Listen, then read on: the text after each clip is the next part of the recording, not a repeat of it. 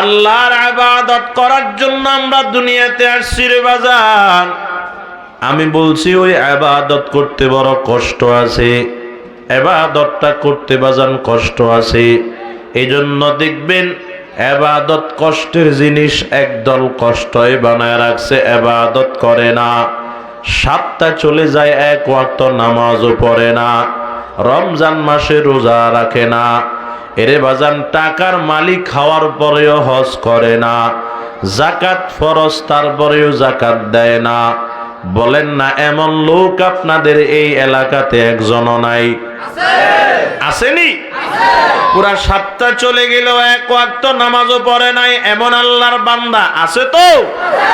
এ মুসলমান আমার বাবা, ইবাদত করতে বড় কষ্ট, এই জন্য সবাই ইবাদত করতে পারে না। এদিকে তাকান বাজান। তবে এই কথাও খেয়াল রাখবেন, ভালো করে জেনে নেন বাজান, যদিও ইবাদত করতে কষ্ট আছে, এই কষ্টের ইবাদতকে একদল কষ্টই বানায়া রাখছে। একদল এই ইবাদতের ভিতরে ডুব দিলে বড় কষ্ট পায়, আর একদল এই ইবাদতকে আরামে পরিণত করে নিয়েছে। একদল ইবাদত করতে কষ্ট পায়, আর একদল এই ইবাদত করতে বড় মজা পায়। বলেন ঠিক কিনা? একদল খেয়াল করেন বাজান, 25-30 বছর বয়স, রমজানের রোজাটা রাখতে পারে না। আসেনি? নাই মনে হয়? এ মুসলমান আমার বাবা, যদি জিজ্ঞাসা করেন তুমি রমজানের রোজা রাখো না কেন, বলবে বড় কষ্ট পায় এই জন্য রাখি না। এরা রমজানের রোজা রাখতে বড় কষ্ট পায়, বয়স 25 থেকে 30 বছর। আর একদল টাকা দেখবেন বয়স 70, 75, 80 বছর হয়ে গেল, রমজানের রোজা রাখিয়া, রোজাটা রাখিয়া আসরের নামাজ পড়ার জন্য যখন মসজিদে যায়, আসরের পর মাগরিবের আগ মুহূর্ত এমন অবস্থা হয়ে যায়, নিঃশ্বাসটা ফালাইলে টানতে বড় কষ্ট হয়, টানলে আবার ফালাইতে বড় কষ্ট হয়। যদি জিজ্ঞাসা করেন বাজান এত কষ্ট করে রোজাটা রাখার দরকার কি, পারলে তো ভাঙতেও পারেন, দেখবেন এই 80 বছরের মুরব্বী জবাব দিবে, রোজার কারণে আমি মৃত্যুবরণ করতে রাজি, 1 মিনিটের জন্য রোজা ভাঙতে রাজি নাই। বলেন না এমন লোক আছে না? না। একদল ইবাদত করতে কষ্ট পায়, আর একদল ইবাদত করতে বড় মজা পায়। কথা ঠিক কিনা? ও নোয়াখালীর মুসলমান, ও আমার বাবা, খেয়াল করেন বাজান, খেয়াল করেন, দিলের কানটা লাগায় শুনেন গো বাবা। একদল কষ্ট পায়, আর একদল বাজান কষ্টের ভিতরে মজা পায়। বোঝানোর জন্য বলতেছি, বেয়াদবি মাফ করবেন বাজান, উদাহরণ দিতেছি বোঝানোর জন্য। এ মাঝখানে একটা নদী, দুই পাশে দুইজন যুবক যুবতী। খেয়াল করেন বাবা, যুবক যুবতীর সাথে প্রেম প্রীতি ভালোবাসা মহাব্বত করেছে, যুবক যুবতীর ছাড়া বাঁচে না, যুবতী যুবকরে ছাড়া বাঁচে না। সম্পর্ক যখন গাঢ় হয়ে গেল, এর বাজান মুরব্বীরা জানিয়া মোবাইলটা নিয়ে নিল, আর যোগাযোগ করতে পারবি না। সম্পর্ক গাঢ় হয়ে গেছে, এমন সম্পর্কের ভিতরে যদি যোগাযোগ বিচ্ছিন্ন করে দেয়, যুবক যুবতীর কাছে আর ভালো লাগবে নি? না, না, ভালো লাগবে না। এরে বাজান খানা নাই, দানা নাই, গোসল নাই, সাজসজ্জা নাই, ওই যুবতীর মুখে একটা হাসিও নাই। দিন যায় রাত যায়, অনেক কষ্ট করে মাস শেষ হয়ে গেল। এরে বাজান মাস শেষ, হঠাৎ করে একদিন যুবককে ফোন দেও, যুবক আমি তোমার ভালোবাসার ওই ব্যক্তিটা, এইটা আমার আব্বার মোবাইল, আমার মোবাইলটা আব্বা আম্মা নিয়ে গেল, আজকে 1 মাস তোমার সঙ্গে দেখা করতে পারি নাই, কথাও বলতে পারি নাই, এই জন্য আমার দিলে শান্তি নাই। যুবক রে, আজকে আমার মা বাবা বাড়িতে থাকবে না, তারা বেড়াইতে যাবে। যদি রাত্র 1টার সময় অন্ধকার রাত্রে আমার বাড়িতে আসতে পারো, তোমার সঙ্গে দেখা হয়ে যাবে। এমন একটা অফার যদি যুবক পায়, বলেন না বাজান রাত্রিবেলা আর ঘুম হবে নি? কথা কয় না, বুঝেন না মনে হবে না রে বাজান, না না, রাত্রে আর ঘুম হবে না, ঘুম হারাম। একটা দৌড় দিয়া যুবক রওয়ানা, ওই প্রেমিকার বাড়ির দিকে রওনা হয়ে গেল। রাত্র 1টার সময় বলছিলাম যে দুইজনের বাড়ির মাঝখানে ছোট্ট একটা নদী, নদীর কিনারায় গিয়া হাজির হয়ে গেল। রাত্র 1টার সময় গিয়া দেখে নদীতে নৌকা নাই, মাঝি নাই। এরে বাজার, কনকনে শীতের রাত, নদীর পানিগুলা বড় ঠান্ডা। এখন যদি পানি দিয়ে সাঁতার কেটে যাইতে হয় তাহলে বড় কষ্ট পাবে। আবার যদি নৌকার জন্য অপেক্ষা করে সকাল হয়ে যাবে, দেখা হবে না। বন্দার কাছে ওই কষ্টের চাইতে দেখাটা অনেক বড় জিনিস, এই জন্য সাঁতার কাটা শুরু করে দিল। এরে বাজান, ঠান্ডা পানি হাতের সাথে লাগলে এরে বাজান কষ্ট পাইতে আছে, খেয়াল করেন বাবা। পায়ের সাথে যখন ঠান্ডা পানি লাগে তখন বড় কষ্ট পায়। পুরো বডিটা যখন পানির ভিতরে ভাসায় দিল, সাঁতার কাটা শুরু করলো, পুরো বডিটা থর থর থর থর করে কাঁপা শুরু করে দিয়েছে। এই বান্দা যদিও শারীরিকভাবে বড় কষ্ট পায়, কিন্তু বলেন না বাজান, মনটা তার খুশি না নারাজ? মনটা বড় খুশি। কষ্টের ভিতরে মজা আছে না নাই? কেন খুশি রে বাজান? যদি এই নদীটা সাঁতার কেটে আমি ওপারে যাইতে পারি তাহলে কষ্ট পাইলেও অসুবিধা নাই, আমার বন্ধুর সঙ্গে দেখা হয়ে যাবে। খেয়াল করেন বাবা, তো সাঁতার কাটে একদিকে শারীরিক কষ্ট পায় আর একদিকে মানসিকভাবে মজা পায়, আরাম পায়। এটাই হলো কষ্টের ভিতরে মজা। ও মুসলমান আমার বাবা, এই দুনিয়ার জমিনে আল্লাহর এমন কিছু বান্দা আছে রে বাবা, ওই কনকনে শীতের রাত্রে ঠান্ডা পানি দিয়ে তাহাজ্জুদের ওযু করে, শরীরটা থরথর করে কাঁপতেছে। এরে বাজান, ফজরের নামাজের ওযু করার জন্য 70 বছরের মুরব্বী যখন ওই ট্যাপের পানিতে ওযু করে শরীরটা থরথর করে কাঁপে। অথচ এই মুরব্বী যদি ঠান্ডা পানি দিয়ে ওযু না কইরা বাড়িতে ঘুমাইতো, কেউ মারতো না, মসজিদে না আসলেও কেউ মারতো না। কিন্তু এই অ্যালার্ম দেওয়া লাগে না, কেউ জাগানো লাগে না। ওই ফজরের 1 ঘন্টা আগে ঘুম থেকে উঠিয়া ঠান্ডা পানি দিয়া থরথর করে ওযু করে আর কাঁপে, ওযু করে আর কাঁপে। বান্দা শারীরিকভাবে যদিও বান্দা কষ্ট পায়, কিন্তু বান্দার মনটা বড় খুশি। যদি আমি এই দুনিয়ার দরিয়া ঠান্ডা পানির ওযু দিয়ে সাঁতার কেটে পার করতে পারি, এই দুনিয়ার নদীতে যদি ফজরের ঠান্ডা পানির ওযু দিয়ে সাঁতার কেটে পার করতে পারি, আমি শারীরিকভাবে কষ্ট পাইলেও কোনো অসুবিধা নাই। আমার মনটা কয় এই দুনিয়ার দরিয়াটা সাঁতার কেটে আমি ওযুর পানি দিয়ে পার করতে পারলে, দরিয়ার ওই কিনারায় যাইতে পারলে আমি আমার আসল বন্ধু, আসল মাসুক আল্লাহর সঙ্গে দেখা করতে পারবো। জোরে বলেন সুবহানাল্লাহ। বলেন না বাজান, কষ্টের ভিতরে মজা আছে না নাই? ও আমার বাবা, এজন্যই বলেছি ইবাদত বড় কষ্টের জিনিস।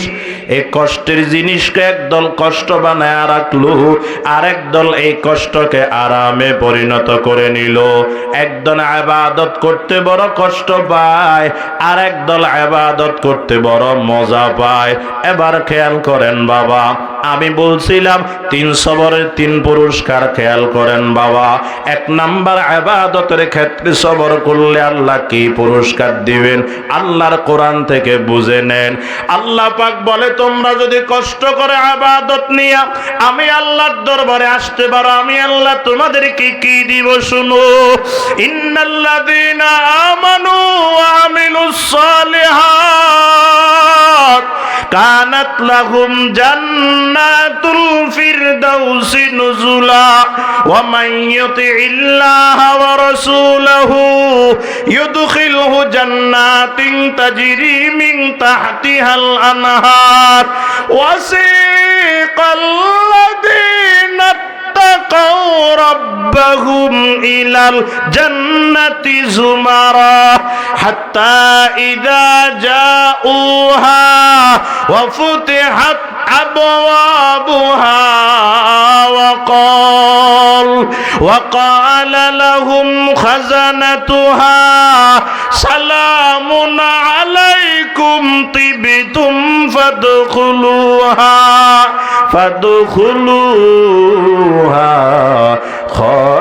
খালিদিন। আল্লাহ পাক বলে যদি ঈমান আনার পরে বান্দা নেক আমল করতে পারো, ইবাদত করতে পারো, তো কষ্ট করে যদি ইবাদতটা করতে পারো, বান্দা তুমি আমাকে দিবে ইবাদত, আমি আল্লাহ তোমার ইবাদত এবং আমার রহমতকে সমন্বয় করিয়া ইবাদত এবং রহমতের বদৌলতে আমি আল্লাহ তোমাকে পুরস্কার দিয়া দিব আমার জান্নাত। কে দিবেন? জোরে কান, কে দিবে? কি দিবেন? সবাই কয় না বাজান কে দিবে? আর মহাব্বতে মালিকের নামটা নেন, কে দিবে? কি দিবেন? দেখছেন কোনদিন জান্নাত? আল্লাহর পয়গম্বর বলে এমন জান্নাত দিবে কোনদিন চোখ দিয়া দেখো নাই, এমন জান্নাত দিবে কোনদিন কর্ণ দিয়ে শুনো নাই, এমন জান্নাত দিবে কোনদিন অন্তর দিয়া কল্পনাও করো নাই। জোরে কোন সুবহানাল্লাহ। ও মুসলমান আমার বাবা, জান্নাতটা কেমন হবে আল্লাহর পয়গম্বর উদাহরণ দিয়েছেন বাজান। আল্লাহর পয়গম্বর একটু নমুনা বলিয়ে দিয়েছেন জান্নাতটা কেমন হবে। আল্লাহর পয়গম্বর বলে আমি যখন জান্নাতে গিয়েছি, ওই মেরাজের রজনীতে যখন জান্নাতে গেলাম, আমি তাকায় দেখতেছি জান্নাতে 7টা নহর চলতে আছে। 1 নাম্বার বিশুদ্ধ পানির নহর, 2 নাম্বার বিশুদ্ধ দুধের নহর, 3 নাম্বার বিশুদ্ধ খমরের নহর, 4 নাম্বার বিশুদ্ধ মধুর নহর। এর মুসলমান আমার বাবা, আল্লাহর পয়গম্বর বলেন এই 7টা নহর আল্লাহ সুন্দর করে সাজায়া রাখলো। আল্লাহ পাক জিজ্ঞাসা করে, পয়গম্বর জিজ্ঞাসা করে, আল্লাহ এত সুন্দর জান্নাতের ভিতর নহরগুলা কার জন্য বানায়া রাখছেন? আল্লাহ পাক বলে, ও আমার বন্ধু, যারা আমি আল্লাহকে মানবে, আমার কথা মেনে আমি আল্লাহর দরবারে আসবে, আমি আল্লাহ তাদের জন্য এই 7টা নহরকে ফ্রি করে দিব। জোরে কোন সুবহানাল্লাহ। ও মুসলমান আমার বাবা, খেয়াল করেন, জান্নাত জান্নাত জান্নাত। আল্লাহর পয়গম্বর বলে এমন জান্নাত দিবে রে বাজান, জান্নাতের খানা আর দুনিয়ার খানা কেমন হবে রে বাবা? মাইকের আওয়াজ কমে গেল লাগে, হ্যাঁ একটু বাড়াই দেন না ভাই, আমার কষ্ট হইতেছে। হালকা ইকু ছিল, বন্ধ করে দিছেন কা ভাই? জান্নাতের খানা আর দুনিয়ার খানার তফাৎ কেমন? বলে দুনিয়ার খানা, এদিকে তাকান, একটা খানা যদি বান্দা একদিনে একই খানা 5 বার 6 বার 10 বার খাইতে দেয়, মানুষ বিরক্ত হয়ে যাবে। যত ভালো খানা হোক, ফল ফ্রুট, আপেল কমলা, সকাল 7 এদিকে তাকান, সকাল 7টায় দিল আপেল কমলার নাস্তা, সকাল 8টায় দিল আবার আপেল কমলার নাস্তা, 10টায় দিল আবার আপেল কমলার নাস্তা, বিকেলে দিল আবার আপেল কমলার নাস্তা, মাগরিবের পরে দিল আবার আপেল কমলার নাস্তা, এশার পরে দিল আবার আপেল কমলার নাস্তা। খুশি হবে না বিরক্ত হবে?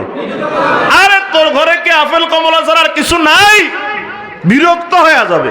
এটা দুনিয়ার খানা, যত দামি খানা হোক, একদিনে একটা খানা যদি 2 4 5 বার 10 বার দেয়, মানুষ বিরক্ত হয়ে যাবে। এদিকে তাকান বাবা। আর জান্নাতের খানা কেমন? বলে একটা খানা যদি একদিনে 100 বার দেওয়া হয়, কিছুক্ষণ পরে যদি ওই খানাটা আবার দেওয়া হয়, মনে হবে জীবনে প্রথম দেখছি। বুঝেন নাই? মনে হয় কি হবে? মনে হবে জীবনে প্রথম দেখছি। এই দুনিয়াতেও দেখবেন যে কোনো মানুষ খানা খায় বিরক্ত হয়, ভাত ভালো লাগে না বিরিয়ানি কর, বিরিয়ানি ভালো লাগে না পোলাও কর, পোলাও ভালো লাগে না খিচুড়ি কর। আছে না নাই? কন্যা বাজান আছে না নাই? আর মিষ্টি কত খাইব, মিষ্টি বাদ দে, জাল নাস্তা দে, বিরক্ত হয়ে যায়। কিন্তু দুনিয়াতে আল্লাহ একটা নিয়ামত, শুধুমাত্র একটা নিয়ামত এমন দিছেন 70-80 বছর পর্যন্ত খাইছে, বিরক্ত হয় নাই। আসেনি? কি বুঝাইতে পারি না কি? 70 বছর পর্যন্ত পান করছে।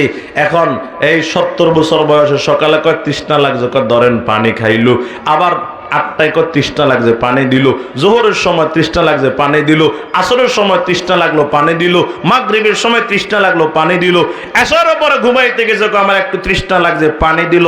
কয়নি আরে এটা কতবার খামু, বাদ দে আরেকটা দে, কথা কয় না দে, কইছে কোনদিন, কইবে কোনদিন? আরে মরার সময় তো আরে পানি দে, কথা কয় না দে। সারা দিন রোজা রাখলো, আসরের পরে ওই জমিনের আইল দিয়ে হাঁটে, জমিনের পানি দেখলেও খাই ফেলতে মনে চায়, কথা কয় না। ভিতর তো শুকায় গেছে। এখন ব্লেন্ডার দিয়ে এই বানাইলো তরমুজের শরবত, এই বানাইলো আনারসের শরবত, এই বানাইলো রুয়াবজার শরবত, বেলের শরবত, 5 প্রকারের শরবত বানাইয়া এইভাবে সাজাইছে ইফতারের জন্য। একবারে শেষ মাথায় এই গরিব পানিটা রাখছে, বুঝাইতে পারি না। এখন একটা আজান দিয়ে দিছে মসজিদে, একটা মুখে খেজুর দিয়েছে, এটা চাবাইয়া কয় শরবত দে না পানি দে, কথা কয় না। কি কয়? আরে শরবত বানাইছে না, রাখ এগুলো আগে পানি দে। এমন টানা টানে মনে হয় জীবনে পানি দেখে না, কথা কয় না দে। এই দুনিয়াতে এমন প্রমাণিত আছে পানি টানতে গিয়ে আটকিয়ে মারা গেছে, এমন ভাবে টানতে আছে মনে হয় যেন আজকে প্রথম দেখছে। বাজান দুনিয়ার এই পানির ভিতরে যদি এত আকর্ষণ হয়, এবার চিন্তা করেন না জান্নাতের খানা কেমন আকর্ষণ হবে। সুবহানাল্লাহ কইলেন না? অত সেই পানিতে কোন উত্তম কোন কালার নাই, কোন মিষ্টান্ন কোন মিষ্টি নাই, কোন আলাদা কোন একটা রঙও নাই, তেমন কোন মজাও নাই। চিনি দিছেনি এখানে? রং দিছেনি? মেডিসিন দিছে? গ্রানের জন্য কিছু ব্যবস্থা করছে? আর সাদা পানি, কল সাবিয়া পানি দে, তোর তোর 7 আপ তোর এগুলা রাখ, আগে পানি দে, পানি খায়। তো এই পানির ভিতরে এত আকর্ষণ থাকলে জান্নাতের খানার ভিতরে আকর্ষণ কম না বেশি? জোরে কোন সুবহানাল্লাহ। এ মুসলমান আমার বাবা খেয়াল করেন, এর যুবক বাবা খেয়াল করো, আজকে দুনিয়ার জমিনে একটা সুন্দরী নারী দেখা তুমি পাগল হয়ে গেলা। ওই টেলিভিশনের পর্দায় একজন নায়িকা দেখে পাগল হয়ে গেছো। কারে সুবহানাল্লাহ, নায়িকাটা কত সুন্দর, যদি জানতি তাহলে এত পাগল হইতি না। এই নারী তো পর্দায় আসার আগে 1.5 কেজি আটা মাখছে মুখে, কথা কয় না। বলেন না এই এটা না আটা মাখছে, আমাদের বাড়ির পাশে জরিনা তো বহু সুন্দরী। যত সুন্দরী হোক দুনিয়ার নারী, খেয়াল করেন, দুনিয়ার নারী যত সুন্দরী হোক, তার চোখ দিয়া ময়লা যায়, যায়নি? নাক দিয়া ময়লা যায়, মুখ দিয়া ময়লা যায়, মাথার দিক দিয়ে তুমি ফুটা করবা, রক্ত বের হবে নাপাক, হাত ছিদ্র করবা, রক্ত বের হবে, শরীর নাপাক হয়ে যাবে, ওযু ভেঙে যাবে, পাও ছিদ্র করবা, ওযু অবস্থায় রক্ত বের হলে নাপাক, ওযু ভঙ্গ হয়ে যাবে। এর বাজান খেয়াল করেন, তাহলে দুনিয়ার নারী যত সুন্দরী হয়, চোখ দিয়া ময়লা যায়, নাক দিয়া ময়লা যায়, মুখ দিয়া ময়লা যায়, একদিন যদি টানা সকাল থেকে বিকাল পর্যন্ত খানা না খায়, কিছু না খায়, এমন দুর্গন্ধ মুখ দিয়া বের হবে, সামনে বৈশা কথাও বলতে পারবা না। অথচ জান্নাতের নারী কেমন হবে? আল্লাহর পয়গম্বর বলে জান্নাতের নারী আল্লাহ তোমারে এমন দিবে, যদি একটা শাড়ি পরিধান করে, শাড়ির উপর দিয়ে চামড়া দেখা যাবে, শরীরের চামড়া, চামড়ার ভিতরে গোশত দেখা যাবে, গোশতের ভিতরে হাড্ডি দেখা যাবে, রগের ভিতরে যে রক্ত চলাচল করবে তাও স্পষ্ট দেখা যাবে। মুসলমান আমার বাবা, ওই জান্নাতে যাইতে মনটা চাই কি চায় না?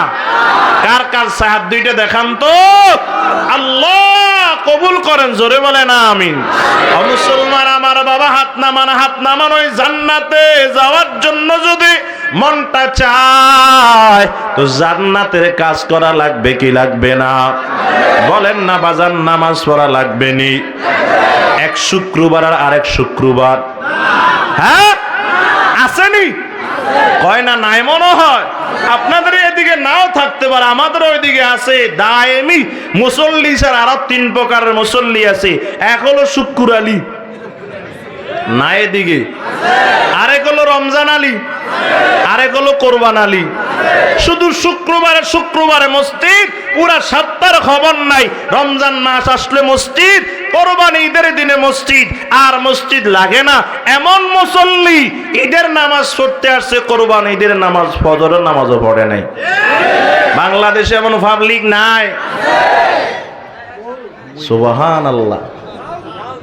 হ্যাঁ, এই সকাল 8টায় 9টায় দিছে ঈদুল আজহার নামাজ। আমাদের দেশের মসজিদ কমিটিরা পারে না শুধু ঈদের নামাজটা জোহরের নামাজের সাথে পড়ার জন্য।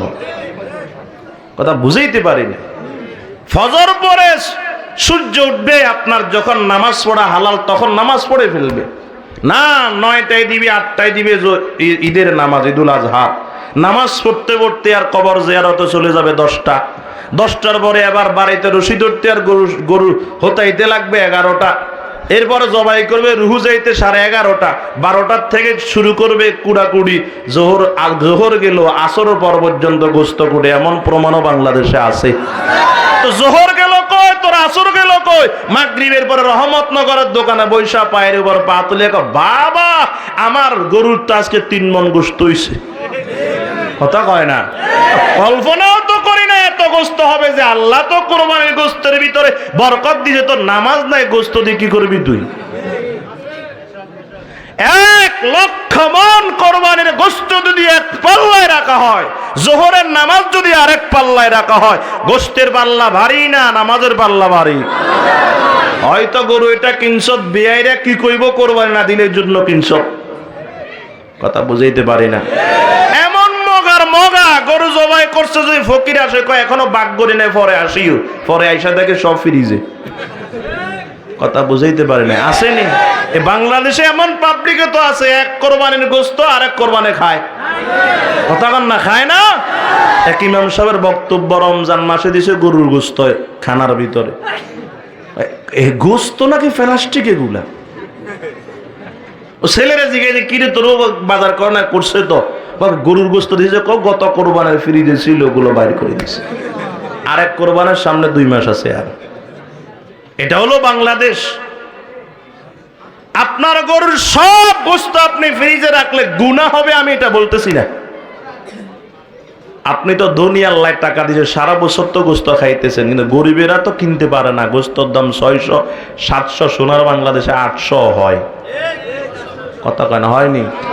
হয়, কিন্তু গরিবেরা তো খাইতে পারে না। আজকে গরুর গোস্ত গুলা দেও না গরিবের। আল্লাহ আপনি আমাদেরকে বুঝার তৌফিক দান করেন। রাগ করতেছেন? আল্লাহ সবাইকে কবুল করেন, জোরে কোন আমিন। তাহলে জান্নাতে যাইতে গেলে নামাজ লাগবে নি? এক কয় ওয়াক্ত? সবাই কয় না, ওই যারা শুক্কুর আলী এরা কয় না। কয় ওয়াক্ত? আজকে থেকে 5 ওয়াক্ত নামাজ পড়বো। রাজি আছি তো ইনশাআল্লাহ। 24 ঘন্টাকে 2 ভাগে ভাগ করবেন। 1 ভাগে 23 আর 1 ভাগে 1। 1 ভাগে 23 ঘন্টা আর 1 ভাগে 1 ঘন্টা। 24 ঘন্টাকে 2 ভাগে ভাগ করবেন। 1 ভাগে 23 ঘন্টা আর 1 ভাগে 1 ঘন্টা।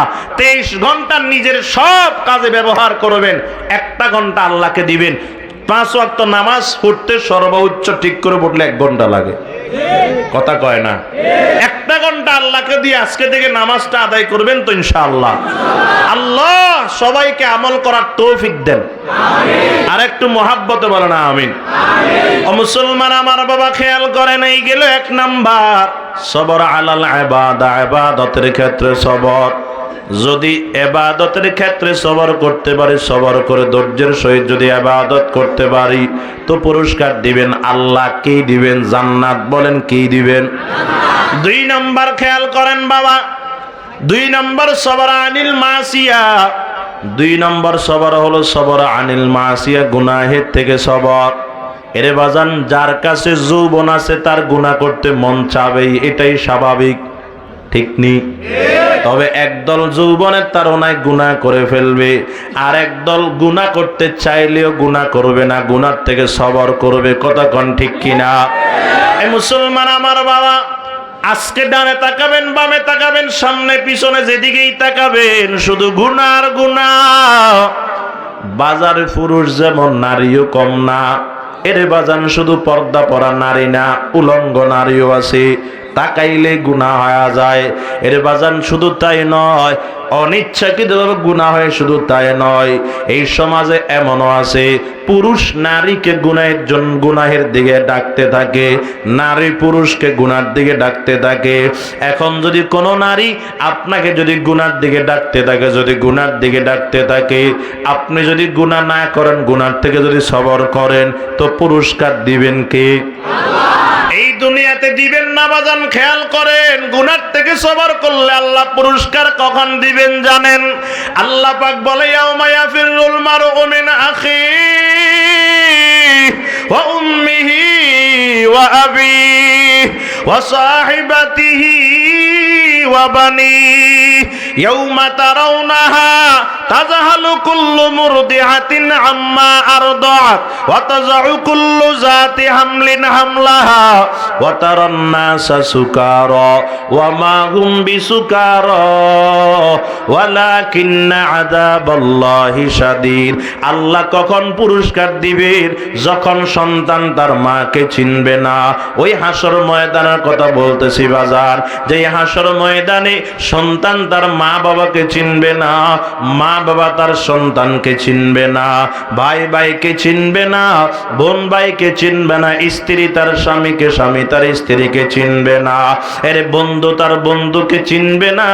ওই দিন একটা নেকির জন্য যখন সন্তান ধরা খেয়ে যাবে, ডাক দিয়া বলবে, মা দুনিয়াতে আমার জন্য কত কষ্ট করেছো, আমার সুখে সুখী হইছো, আমার দুঃখে দুঃখী হইছো। ও মা, যদি আমি অসুস্থ হইতাম তুমি আমার জন্য রাত্রিবেলা ঘুমাইতা না। ও মা, আমি যদি খানা না খাইতাম আমার জন্য তুমি খানা খাইতা না। ও মা, যদি আমি অসুস্থ হইতাম আমার মাথার কিনারায় বৈশা বৈশা বলতা, আল্লাহ আমার সন্তানরে যত রোগ দিয়েছেন সব আমার দিয়ে দেন, সন্তানরে ভালো করে দেন। এত আদর করতা দুনিয়াতে। মা গো, আজকে তো আমি একটা নেকির জন্য ধরা খেয়ে গেলাম, একটা নেকি দিয়ে আপনি আমার সহযোগিতা করেন। ওই দিন মা বলবে, তুই কে, তোরে আমি চিনি না। অথচ দুনিয়াতে সন্তানের জন্য মা কত পাগল ছিল। আল্লাহ পাক বলে, শুধু তাই নয়, ওই দিন দুনিয়ার জমিনে মায়েরা সন্তানকে যে আদর করেছে, ওই হাসর ময়দানে দুধের সন্তানকে মা ভুলে যাবে। ওরে বাজান, সেদিন গর্ভবতী মায়েরা গর্ভপাত করে ফেললেও টের পাবে না। ওই দিন মানুষগুলা মাতাল মাতাল নেশাগ্রস্তের মতো দৌড়াইতে থাকবে। এমন অবস্থা হবে হাসরের ময়দান, আল্লাহর পয়গম্বর বলেন 9,30,00,000 মাইল দূরের সূর্য এই দুনিয়াতে 9,30,00,000 মাইল দূর থেকে বান্দারে তাপ দেয়, নকল তাপ বান্দা সহ্য করতে পারে না। ওই কঠিন হাসর ময়দানে আল্লাহ ডাক দিবে, ও 9,30,00,000 মাইল দূরের সূর্য, আজকে বান্দার মাথার থেকে 9,30,00,000 মাইল দূরে থাকবা না। আজকে বান্দার মাথার 1 বিঘত উপরে আসো,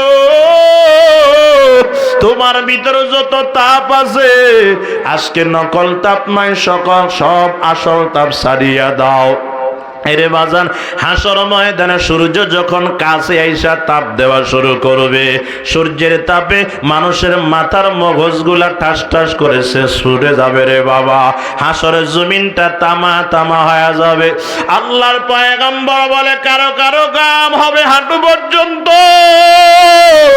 আবার কারো কারো ঘাম হবে নাভি পর্যন্ত, আবার কারো কারো ঘাম হবে সিনা পর্যন্ত, আবার কেউ কেউ ঘামের ভিতরে আসতে থাকবে রে বাবা।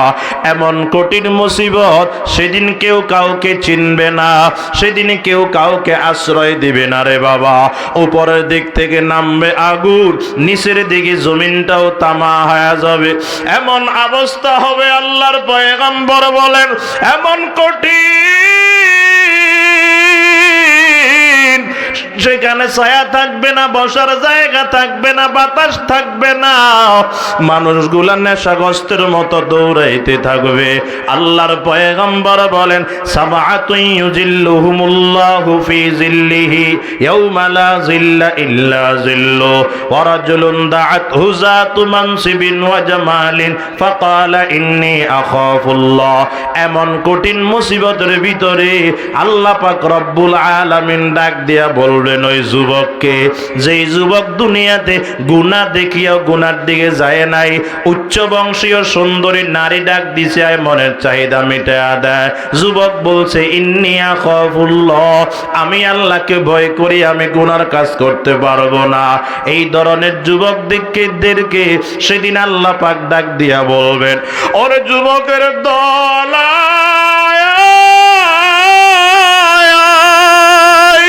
ওই দুনিয়াতে গুনার দিকে ডাকার পরে তুমি যাও না। আজকে হাসর ময়দানে এত কষ্ট করবা আমি আল্লাহ সহ্য করতে পারি না। ওই গুনার থেকে বাঁচার কারণে এই কঠিন হাসর ময়দানে আমি আল্লাহ তোদেরকে পুরস্কার দিব। এর বাজান কি পুরস্কার দিবে? ওই দিন ডেকে ডেকে ডেকে ডেকে আল্লাহর আরশের নিচে ছায়া দিয়া ধন্য করবেন। জোরে বলেন সুবহানাল্লাহ। তাহলে গুনার থেকে সবর করলে পুরস্কার দিবেন আল্লাহ আরশের নিচে ছায়া। এক নম্বর ইবাদতের ক্ষেত্রে সবর করলে পুরস্কার দিবেন আমার আল্লাহ জান্নাত। দুই নম্বর যদি গুনাহের থেকে সবর করি আল্লাহ পুরস্কার দিবেন আরশের নিচে ছায়া। তিন নম্বর আমার কথা শেষ, খেয়াল করেন বাবা, সবর আলাল মুসিবা, মুসিবতের ক্ষেত্রে সবর করলে আল্লাহ কি পুরস্কার দিবেন? মুসিবত তো সবার কাছে কম বেশ আসে, কি আসে না? আসে। কে ইমাম, কে মুক্তাদি, কে বড় হুজুর, কে ছোট হুজুর, কে চেয়ারম্যান, কে জনগণ, কে নবী আর কে উম্মত, ভেদাভেদ নাই। আল্লাহ সবাইকে মুসিবত দেন, তবে মুসিবত দিয়ে আল্লাহ পরীক্ষা করেন। খেয়াল করেন বাবা, যার মুসিবত যত বড় সবর করতে পারলে তার পুরস্কারও তত বড়। সুবহানাল্লাহ বলেন। এই মুসলমান আমার বাবা খেয়াল করেন, যখন মুসিবত আসবে ধৈর্য হারা হওয়া যাবে না। যদি ধৈর্য ধারণ করতে পারি আল্লাহ পুরস্কার দিবে রে বাবা। এদিকে তাকান বাজান, প্রসিদ্ধ নবী ইব্রাহিম আলাইহিস সালাতু ওয়াস সালাম আল্লাহ বড় বড় মুসিবত দিয়া পরীক্ষা করছেন, সবগুলা বলার সব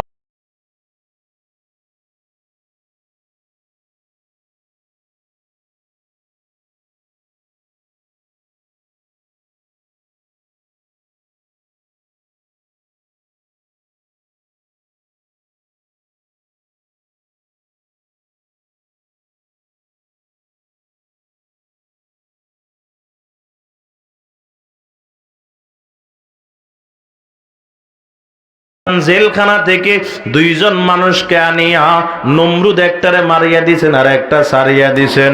কয় যে দেখো আমিও মারতে পারি, আমিও জিন্দা রাখতে পারি। কয় এই মারা আর এই জিন্দা না। কয় কোনটা? কয় আমি যারে মালিক মানি,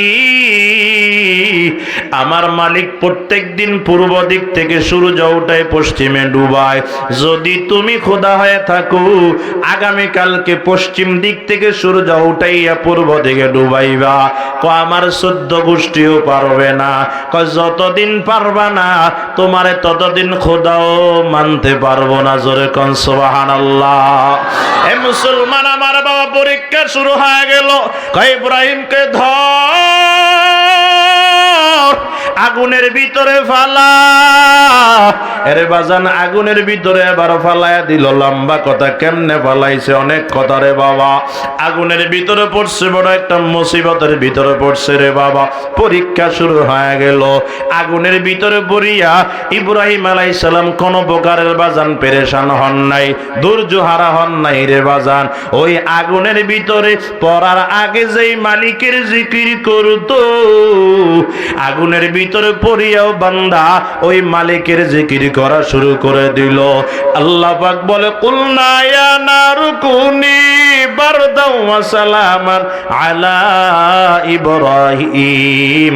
আল্লাহর ওয়াদার মতো এরে বাজান আগুন আর আগুন থাকে নাই, বারদান সালাম হয়ে গেল, আরামদায়ক ঠান্ডা হয়ে গেল।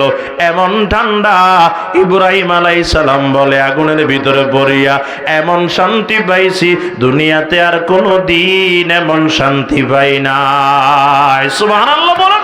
পরীক্ষা আসছে, পরীক্ষার ভিতরে পাস না ফেল, কন্যা কন্যা পাস না ফেল, পাস। পরীক্ষা আসবে, মুসিবত আসবে, এই মুসিবত আল্লাহ দিবেন বিভিন্ন দিক দিয়ে। অনেক লম্বা কথা। আল্লাহ বলেছেন ওয়ালা নাবলুওয়ান্নাকুম বিশাইইম মিনাল খাউফি ওয়াল জুই ইলা আখিরিল আয়া। শেষ পর্যন্ত আল্লাহ তাআলা লম্বা কথা এখানে আছে, অনেকগুলা পরীক্ষা আছে। যেই প্রকারের পরীক্ষা আসুক, যেই প্রকারের মুসিবত আসুক, ধৈর্য ধারণ করব। চাবো কার কাছে? বলেন কার কাছে? আল্লাহ দিতে পারে তো ইনশাআল্লাহ, অবশ্যই পারে। এজন্য সহযোগিতা চাবো আল্লাহর কাছে। মাধ্যম লাগবে দুইটা, এক নাম্বার সবর, দুই নাম্বার হলো নামাজ। সবর এবং নামাজ দিয়ে আল্লাহর কাছে চাইবো। নামাজ তো দিয়ে চাবো, আগে নামাজ শিখা লাগবে। কথা বলেন ঠিক কিনা? নামাজ কই শিখবো?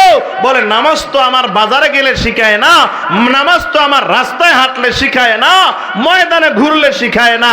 নামাজ শিখার জন্য প্রতিষ্ঠান আছে না নাই? কথা কন না, আছে না নাই? এই রহমতনগর জামিয়া আরবিয়া রহমতনগরে দেখবেন ছোট্ট ছোট্ট সন্তান দ্বিতীয় শ্রেণী তৃতীয় শ্রেণী হেফজখানা পড়ে। নামাজের যে সমস্ত প্রাথমিক মাসালা আছে সবগুলা মুখস্থ আছে। কথা কন ঠিক কিনা? শুধু মুখস্থ নয়, কেমনে সুন্নত তরিকায় ওযু করবে তাও জানে, কেমনে সুন্নত তরিকায় দাঁড়াবে নামাজে তাও জানে, কেমনে সেজদা করবে তাও জানে, কেমনে রুকু করবে তাও জানে। কথা কন ঠিক কিনা? অথচ এই জমিনে এমন লোক আছে 60 বছর হয়ে গেছে সুন্নত তরিকায় ওযু করতে জানে না। কথা কন না কেন? আছে না নাই? তাই এই মাদ্রাসা যেখানে সুন্নত শিখায়, যেখানে কোরআন শিখায়, যেখানে একটা ছেলেকে মানুষের মতো মানুষ বানায়া দিতে পারে, এই প্রতিষ্ঠানের দরকার আছে না নাই? আমার তো মনে হয় আল্লাহর শপথ করে বললেও আমি হানে সব না, এ জাতীয় সহি শিক্ষার প্রতিষ্ঠান যদি না থাকতো, এই বাংলাদেশের সহি তরিকায় জানাজা পড়ানেওয়ালাও থাকতো না, সহি তরিকায় নামাজ পড়ানেওয়ালা থাকতো না, যোগ্য একজন ইমাম পাইতেন না, খতিব পাইতেন না। আল্লাহ জানে কি অবস্থা হইতো। তাহলে এই মাদ্রাসার দরকার আছে তো? বলেন না, আছে না নাই? এই মাদ্রাসার জন্য আমরা দোয়া করব, আল্লাহ যেন এটাকে আরো দীর্ঘদিন তারাক্কি দান করে। পারবো তো ইনশাআল্লাহ? শুধু দোয়া করলে তো হবে না, দাওয়াও তো দেওয়া লাগবে। লাগবে নি? দাওয়া লাগবে না? মাদ্রাসার কত খরচ, মাদ্রাসায় ওস্তাদেরা সারাক্ষণ